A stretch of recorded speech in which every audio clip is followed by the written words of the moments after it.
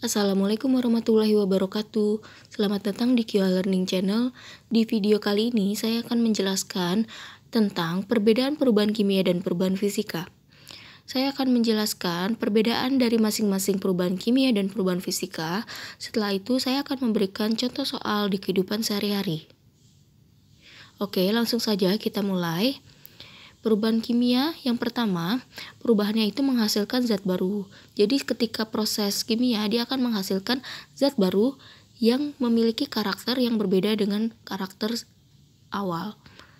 Sedangkan pada perubahan fisika, perubahannya tidak menghasilkan zat baru sehingga zat yang dihasilkan pada perubahan fisika memiliki karakter yang identik dengan karakter awal atau tidak jauh berbeda sifatnya. Seperti itu.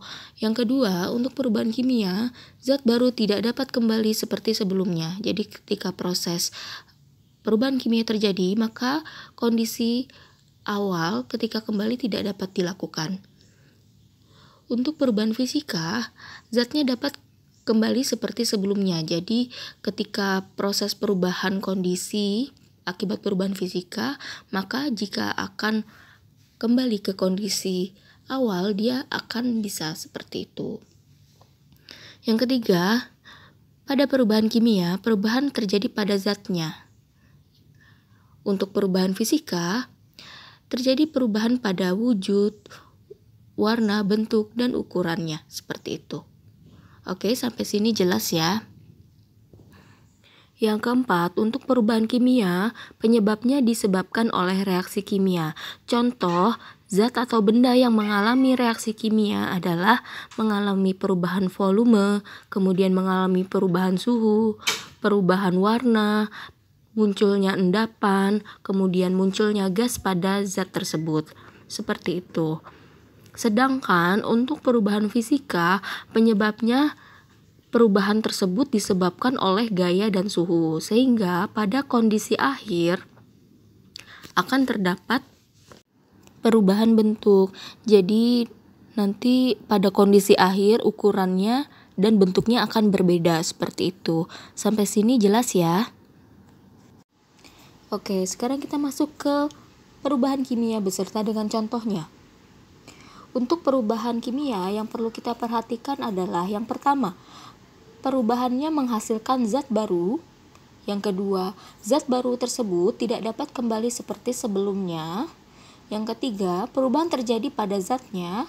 Yang keempat, penyebabnya disebabkan oleh reaksi kimia. Reaksi kimia ini menghasilkan seperti perubahan volume, kemudian perubahan bentuk, kemudian perubahan warna, kemudian perubahan adanya endapan atau tidak pada suatu larutan, seperti itu. Untuk contoh perubahan kimia di kehidupan sehari-hari, yang pertama adalah kayu dibakar menjadi arang. Setelah menjadi arang, maka arang tersebut tidak dapat berubah kembali menjadi kayu. Yang kedua, logam berkarat karena kena air akibat korosi yang ditimbulkan oleh air tersebut terhadap logam yang ada. Yang ketiga, kertas dibakar menjadi abu. Nah, di sini abu tidak dapat kembali menjadi kertas sehingga abu akan menjadi tetap abu. Yang keempat, pembakaran bensin pada motor atau mobil. Yang kelima adalah proses fotosintesis, yaitu yang melibatkan matahari dan zat hijau daun untuk menghasilkan oksigen dan makanan pada tumbuhan. Yang keenam, daun menguning atau kecoklatan ketika kekurangan air. Kemudian yang ketujuh, singkong difermentasi menjadi tape, sedangkan tape tidak dapat kembali menjadi singkong, seperti itu. Yang kedelapan, kacang kedelai menjadi tempe. Yang kesembilan, nasi menjadi basi karena ada perubahan nasi dalam kondisi baik menjadi kondisi busuk akibat terlalu banyaknya air sehingga menghasilkan bakteri yang mengakibatkan nasi menjadi busuk. Untuk yang ke-10, buah mengalami proses pembusukan karena terlalu matang dan memiliki banyak air, seperti itu. Oke, sampai sini jelas ya? Oke, selanjutnya kita akan membahas mengenai perubahan fisika beserta dengan contohnya.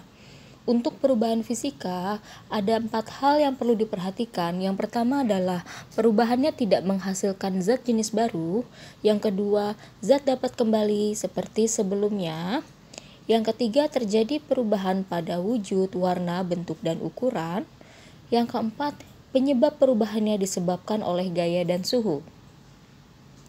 Di sini saya memiliki 10 contoh perubahan fisika pada kehidupan sehari-hari. Yang pertama adalah air dibekukan menjadi es. Kemudian, jika es akan dikembalikan lagi ke dalam bentuk air, maka perlu adanya pemanasan, yaitu dengan cara menaikkan suhu. Yang kedua, kayu menjadi meja atau kursi.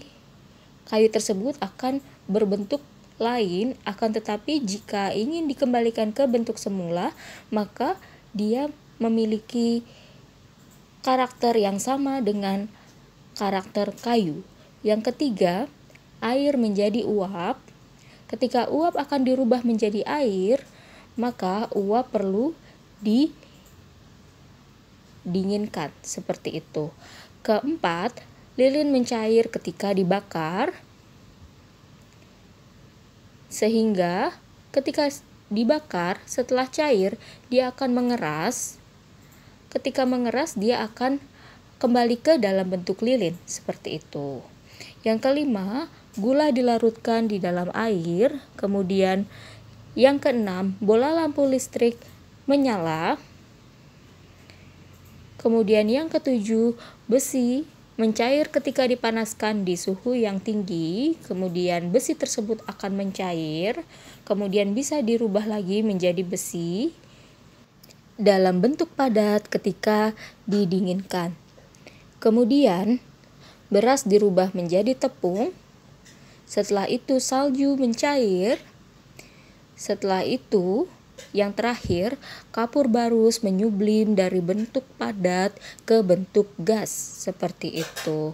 Sampai sini cukup jelas ya untuk perubahan fisika. Oke. Terima kasih sudah menonton video ini. Sampai jumpa di video selanjutnya. Selamat belajar, tetap semangat. Wassalamualaikum warahmatullahi wabarakatuh.